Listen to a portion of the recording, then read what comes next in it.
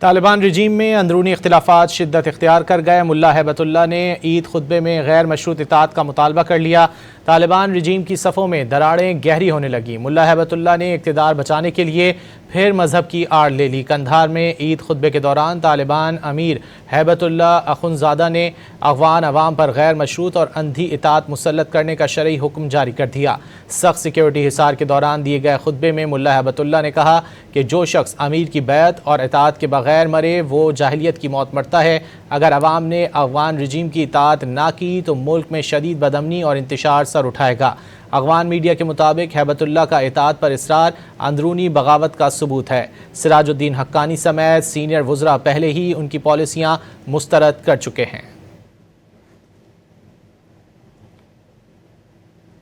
طالبان رجیم میں اندرونی اختلافات شدت اختیار کر گئے۔ ملا ہیبت اللہ نے عید خطبے میں غیر مشروط اطاعت کا مطالبہ کر لیا۔ طالبان رجیم کی صفوں میں دراڑیں گہری ہونے لگیں۔ ملا ہیبت اللہ نے اقتدار بچانے کے لیے پھر مذہب کی آڑ لے لی۔ قندھار میں عید خطبے کے دوران طالبان امیر ہیبت اللہ اخندزادہ نے افغان عوام پر غیر مشروط اور اندھی اطاعت مسلط کرنے کا شرعی حکم جاری کر دیا۔ سخت سیکیورٹی حصار کے دوران دیے گئے خطبے میں ملا ہیبت اللہ نے کہا کہ جو شخص امیر کی بیعت اور اطاعت کے بغیر مرے وہ جاہلیت کی موت مرتا ہے۔ اگر عوام نے افغان رجیم کی اطاعت نہ کی تو ملک میں شدید بدامنی اور انتشار سر اٹھائے گا۔